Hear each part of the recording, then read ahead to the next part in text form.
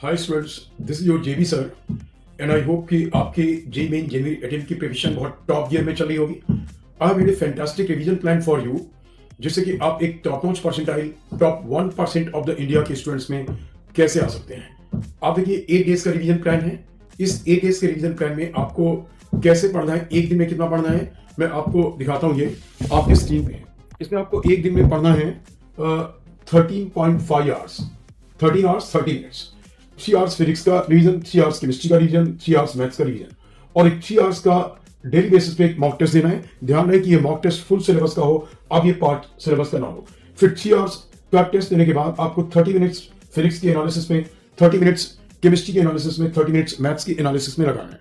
तो जो एनालिसिस होगी, ये क्योंकि फुल सिलेबस का टेस्ट है, ये जो 3 आवर्स 3 आवर्स 3 आवर्स देना, ये मैं आपको बताऊंगा, ये आपको पार्ट सिलेबस में देना है। लेकिन ये जो फुल सिलेबस का टेस्ट है, 30 मिनट्स की एनालिसिस आपकी फुल सिलेबस की होगी, जिसमें कि आपको ये देखना होगा कि मेरा कौन सा क्वेश्चन गलत हुआ है, किस टाइप की मिस्टेक है, ये कैलकुलेशन की मिस्टेक है, कॉन्सेप्ट की मिस्टेक है, या मुझे इसका मैं इसे एनालाइज नहीं कर पा रहा हूं, सो दैट कि आप पूरे सिलेबस में इस 30 मिनट्स में वो चीजें भी रिमूव कर रहे होंगे।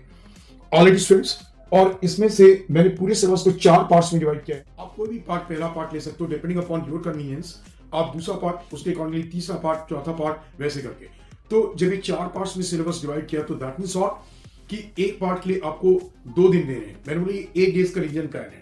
अब किसी बच्चे के लिए अब 12 डेज बचे, किसी के लिए 13 डेज बचे और किसी के लिए ज्यादा डेज बचे। तो जब 8 डेज में ही आप कंप्लीट करोगे तो 8 डेज के बाद आपको सिलेबस आपका कंप्लीट हो गया, मींस की रिवीजन एक बार परफेक्टली हो गया। इसके बाद आपको डेली बेसिस पे 2 या 3 मॉक टेस्ट देने हैं और इसी तरीके से उसकी एनालिसिस करनी, अपने नोट्स में वापस से पहुंचना है कि मेरी कौन सी चीज गलत हो रही है, किस वजह से गलत हो रही है, याद नहीं है या जो भी है, सो दैट कि लगातार वो प्रिपरेशन और एक टॉप लेवल पे पहुंचती रहेगी। ऑलराइट, अब मैं इसके बाद आपको एक वीडियो और भेजूंगा और उस वीडियो में होगा कि आपको जनरली रिवीजन के ड्यूरिंग किन पॉइंट्स पे फोकस करना है डिफरेंट पार्ट्स में से, और किन पॉइंट्स पे आपको कम नहीं ज्यादा ध्यान देना है। द रीजन बीइंग कि वो पार्ट्स आपके ऑलरेडी पहले से रेडी होंगे।